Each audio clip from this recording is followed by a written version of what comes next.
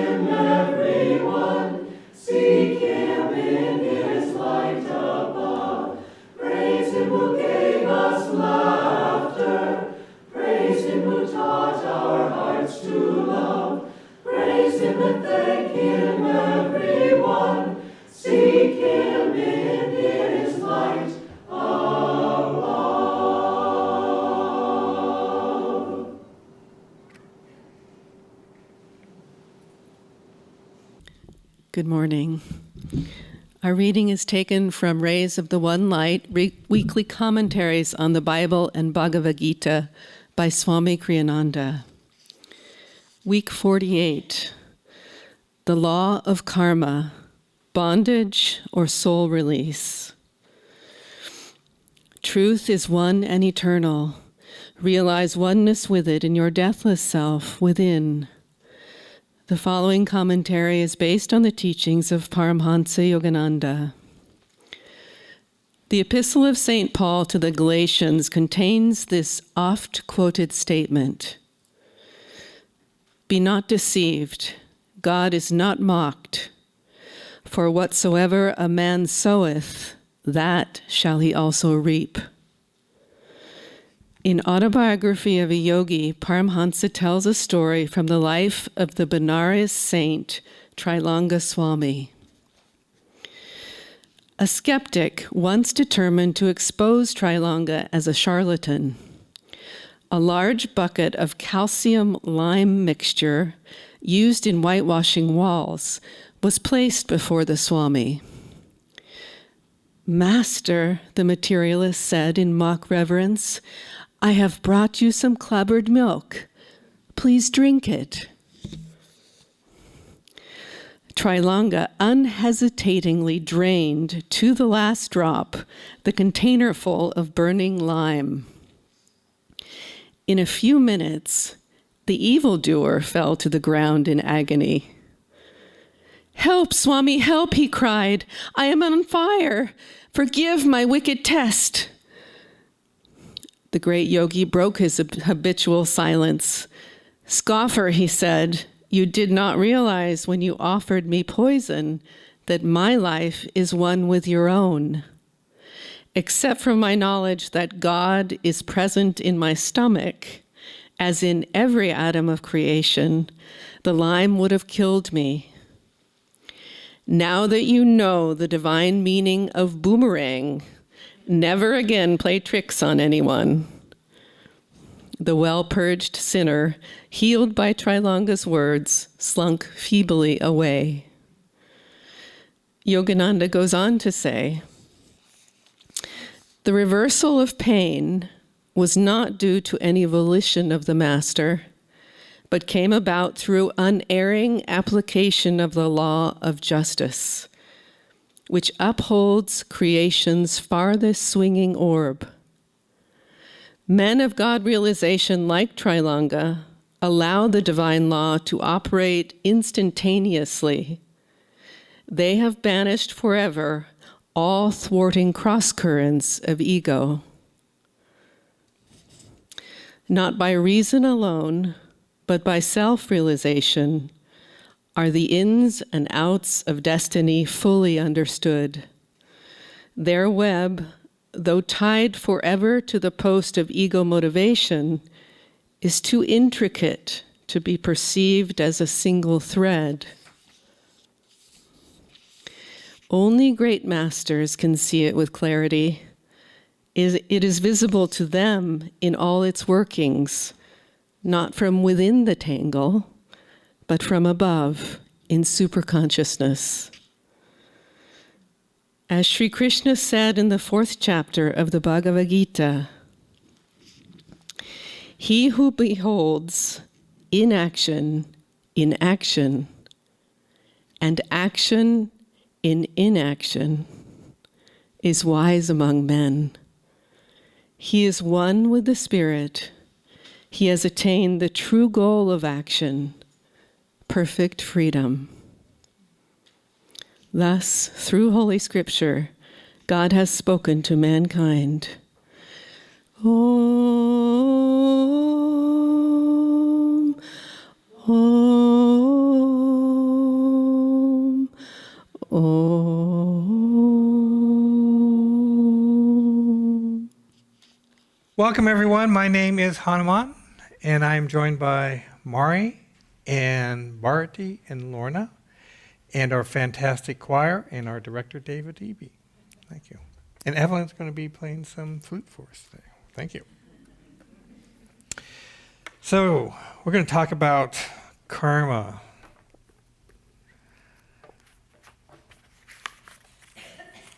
You know,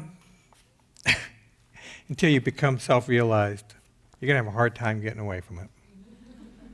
But there are some things that we can do, so we can work on that. I wanted to start by reading from Whispers from Eternity by Paramhansa Yogananda.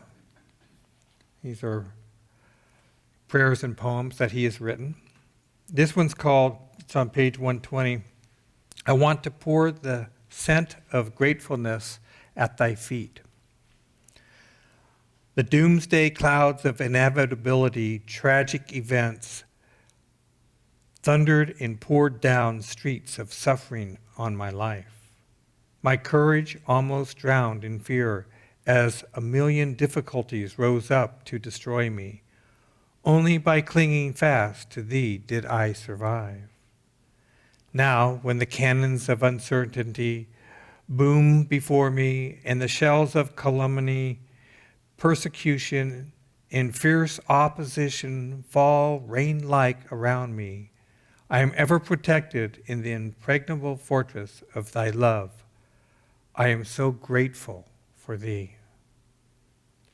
When the light of good fortune dawns again, as it must always, following every hard night of struggles, it is easy to smile welcomingly at the pleasing sunrise of thy grace.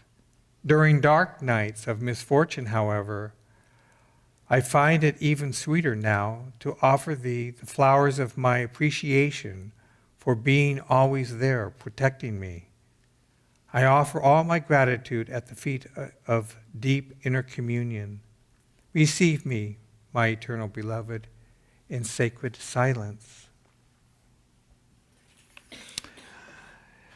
Back in the 80s, when Mari and I came onto the path, Swami Kriyananda talked a fair amount about cataclysms that were going to occur. These were actually prophecies of Yogananda, 2 more world wars and world cataclysms. So I didn't really think much about it as time went on. I mean, the first time I heard it, I thought, oh, wow, that's not good. But, you know, here we are, 2020, and I would say maybe by, at some point in time in the 90s, I kind of thought, well, you know, nothing's happened. But as time goes on, it's very clear that something's going to happen. The the children now that are in high school that live in America have never been in America when there hasn't been a war going on, when we haven't been at war. That's pretty astonishing, and it makes me wonder, well, isn't that part of the reason why we're having mass shootings in schools and bombings and all sorts of things going on? People are just have no sense of faith. There's a lack of faith that there's any guidance going on out there. Certainly not from our leadership. And so we're talking about karmic laws. And Swami states that karmic law states that nature responds in kind to every thought and action, that the past, present, and future of each individual and of everything in the universe are parts of a single continuity, like the links of a chain. So we begin to see that karma, we are linked to everybody else's karma. That's one reason why there is mass karma. And I would say that the mass karma is not something to fear, but definitely something to prepare for. And the way that we prepare for it is the way we do every day. We pray and we meditate. There's a great story about Master. He was talking to Oliver Black, one of his main disciples, and he said, "Oliver, how do you pray to God? How often do you pray to God?" And Oliver says, "Well, I pray to God every day." And Master replied, "Well, pray in God. Have you ever known a fish who is thirsty?" So I would advance that to you, that I've tried this in this last week of praying and meditating in God. We're always kind of told to do that anyway, but, we have to be reminded. So when you meditate in love or joy or peace or calmness or any of the great aspects of the divine, and pray in the same way, and see what the difference is. See how that affects your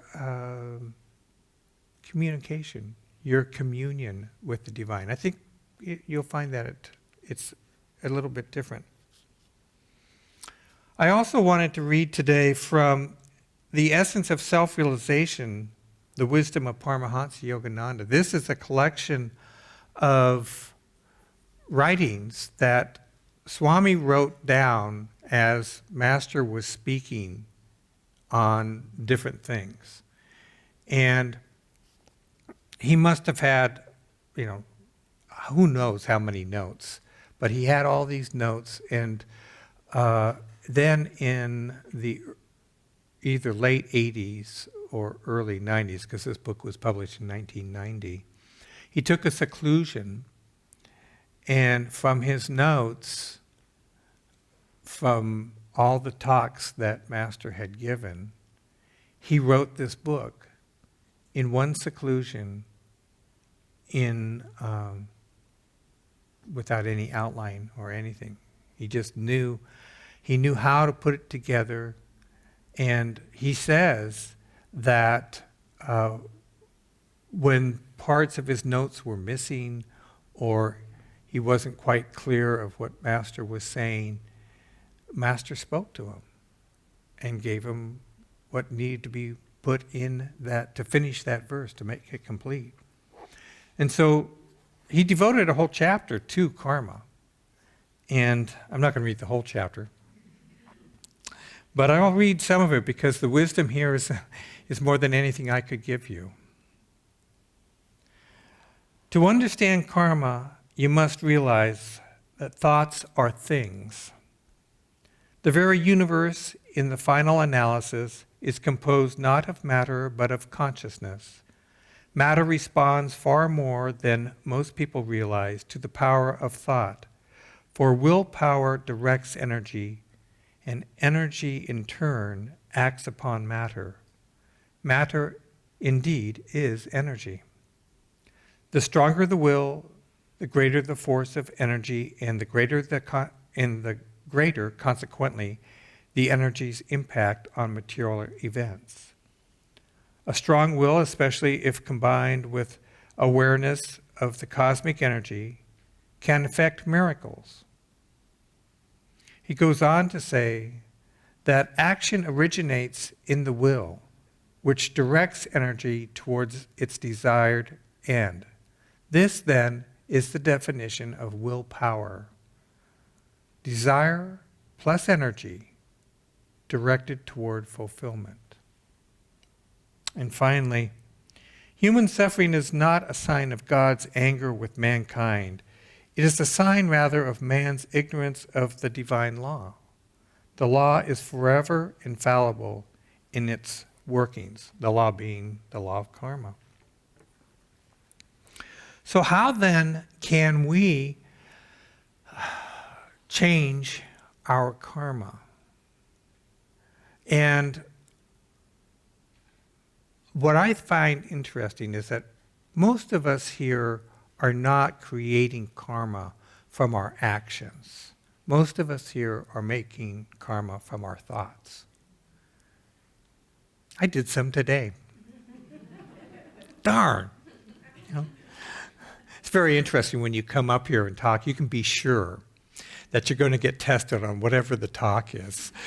Somehow Master knows, here, let me give you a little of this, keep you humble, and maybe give you some advice. But it's in our thoughts. So we have thoughts of whatever the thought is. Usually it's because of an attachment. So one thing is that if you have thoughts that are nagging or anything like that, just let it go. Let go of the story is so much of the issue. You want to get rid of karma, let go of the story you're telling yourself. Non-attachment. In doing so, be aware of what happens to your body. Because, when you are righteously going through your mind why you should be feeling the way you are, which is absolutely miserable because you don't want to be here,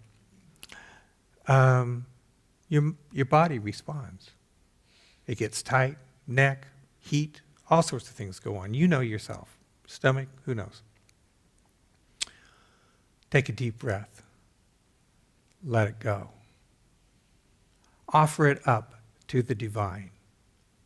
And that's where everything has to happen. Just in that beautiful chant that Michael gave us. 1,000 Vedas do declare, Divine Mother is everywhere. So, in ourselves, we switch our attention from something very specific to a greater awareness. We were driving today from where we live to here, and we go across this beautiful pasture land. Actually, it's mostly agricultural land, but beautiful rolling hills, vast vistas. And I'm feeling it. I'm feeling the Lord, It's feeling good. And then I see a car coming down another street, and it's blinking. And so I know that car is going to come and turn in front of me. That's Maya. That's the material world. See, I was in a space of God. But the brain, because we need to survive, said, oh, by the way, there's going to be a car, and if you don't do something about it, you're going to have an accident. Okay. So we have a brain for the purpose of survival. But it's that same thing, that if you focus on something and forget the broader picture, the broader reality of God, then you've lost the space, where happiness lies, and where you can actually make a real difference in the world. We were listening to a meditation on our way here. I get this, I don't know if I can pull it up here. Yeah, I did. Oh, good, it's upside down. No, now it's okay. It's a Christian meditation, which is very interesting because I would love to see us do this on our spiritual path. They take small writings from the Bible and they do a meditation on it. And it's really nice how they do it. And so I'm going to read this one talk. Well, it's a very short one. If I can find it here. Yeah, here it is. And they make a meditation out of it using centering prayer. And what is interesting about this is that every day we read a little scripture, we meditate, and we pray. And we prepare ourselves for the day, right? These are the things that you do in order to beat out Maya as much as possible, Maya being delusion, as much as possible throughout the day. And at the end of the day, we do the same thing for the same purpose of saying, well, how do we do? And throw into the fire of devotion those things that didn't work out too well. And ask for God's grace. So this particular reading, I'm sure they didn't have the mystical interpretation I'm going to give it. And in fact, they didn't when they gave the talk. But it does, to me, have a mystical interpretation. And this is it. So this is from Isaiah 40, verses 3 through 5. A voice cries, "In the wilderness prepare the way of the Lord. Make straight in the desert a highway to our God. Every valley shall be lifted up, and every mountain and hill be made low. The uneven ground shall become level, and the rough places a plain. And the glory of the Lord shall be revealed, and all flesh shall see it together, for the mouth of the Lord has spoken." I mean, any of us who have been on a mystical path can see a fair amount in here that could be interpreted quite mystically, including the sound of Om. And in karma. Because if you want to see God, you got to get past the karma, right? If you want to experience God, which came first? Well, God came first, obviously. So we can't use that. But in our lives, we see that everything has to come to a neutral position for us to see God, to be on the road towards God, the highway towards God.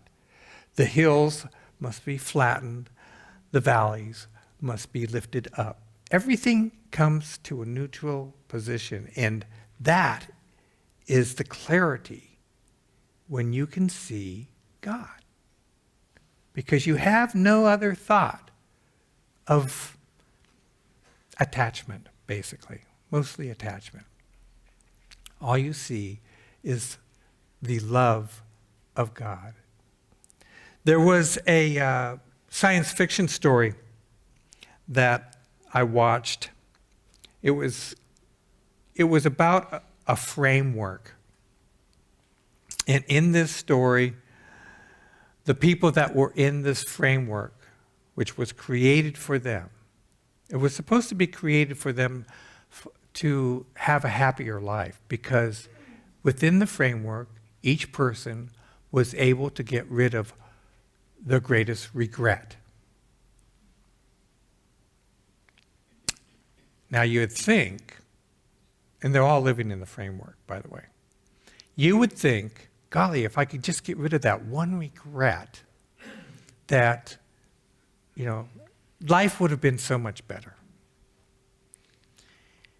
Well, it just all fell apart. Because it was in that regret that they learned something. And they changed. And so that's part of karma too. Is that karma, it's a lesson. It's a teacher. So that we begin to understand, well, if you, put your hand on the burner, you're going to get a burnt hand. Okay, that's the most simplistic. But think of all the things that you've done in your life. And if there was one thing that you could get rid of, you might want to meditate on that and reframe it in your mind. Because whatever it was, however bad you thought it was, your karma brought that for you to learn from. And as we learn from our karma, we are also invited to be more of a blessing, more of a clear channel of God in our lives to others. If you're happy with everything that you've already done, like Frank Sinatra in a song, he has no regrets. I can't remember how it goes, but I thought to myself, well, I don't know what planet he came from, but if you don't have regrets, then are you a sociopath? I don't know. Did you learn anything? I don't know. So remember, one, don't continue to self-flagellate yourself over whatever the regret is. Look at it. Look at whatever it is. See what you can learn from it. And in letting that go, again, another attachment, letting that attachment go, you become a clearer channel for the divine in this world. Now, back to the mass karma. What can we do about that? Well, the main thing that you're going to do is you're going to pray and you're going to meditate in God, and you're going to be better channels for the divine in all of your communications with others. But we also, as a congregation, as an entity of light, we can do our healing prayers. We can support our school, Living Wisdom School.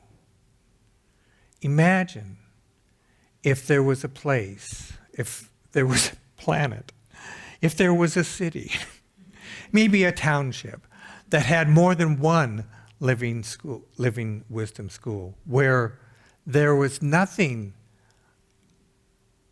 where there was a place where people learned how to be happy, how to work with their attitudes, how to work with suffering and challenges of life. Wouldn't it make a difference on this planet? They've already done all those studies about, if you get so many people meditating, how much better that part of the planet is. Well, we got to go beyond that. We have to start looking at who are going to lead us. What kind of people do we want as leaders in our world? And if we follow what we're following right now, we're going to get the same thing. We have to make some differences. And Living Wisdom School is one of those that we can do. Okay. Thank you very much. This next song we'd like to offer will help usher in the Christmas season. It's written by Swami Kriyananda entitled Looking for a Friend.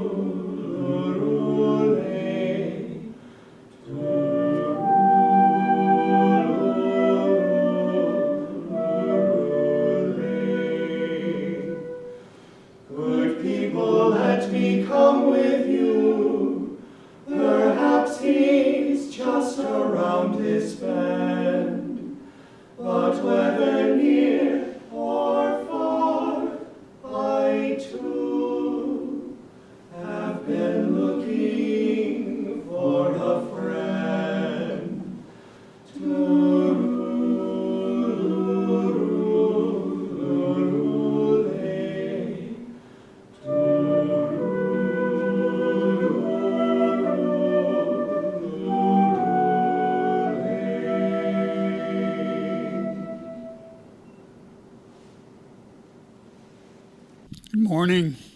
It's December. Lots of things to tell you about. I'll abbreviate it because we'll be adding each week to all the wonderful things going on. Right after Sunday service, we invite you to join us in Clarity Room for refreshments. It's been augmented somewhat today by some very tasty sweets left over from Thanksgiving. Please help us out with that. We also have a newcomers table. If you're new to Ananda, please stop and visit with Santosh. And any questions that you have, he can certainly help you with, and others as well. In our boutique, we are going to be featuring a number of our local artists, and please take a look at some of the beautiful things that we have there by Dhiren, his paintings, Sahadev, his woodwork, Kathy Bardwaj, some of the beautiful stone pieces that she has created. And we also want you, if you have not had your photo taken for our photo board, please see Vajra Madden afterwards in here, and we'd love to feature you on our photo board as well. As usual, we have our drop-in meditation and our yoga this week. And if you pick up one of our bulletins at the front desk, it'll give you the hours and the days on all of that. But there are two particular events that I want to tell you about this week. Tomorrow evening, the choir will be performing at the Grotto in Northeast Portland. It's an annual event, beautiful music, and also just a quite dramatic setting for you to enjoy. That'll be at 7:30 tomorrow night at the Grotto. And if you don't know where it is, I'm sure you can just Google the Grotto and all of that information will come up. But please join us for that if you can. And then next Saturday, we have our World Brotherhood Day, which is an annual tradition. It's an opportunity for us to get together and really share in the community that we are. It's also an opportunity to what we call the first gift of the season, to lend your support to Ananda, all that we do here at the temple and throughout our work. We're going to be having some wonderful videos and some other sharing as well. There'll be a flower ceremony. And that will start at 4 o'clock on Saturday, 4 to about 5:30. And then from 5:30, 6:30 on, we have a wonderful Indian banquet prepared in Clarity Room. There's no cost for any of this, but again, we hope that you will be generous in your support of Ananda at World Brotherhood Day. Thanks.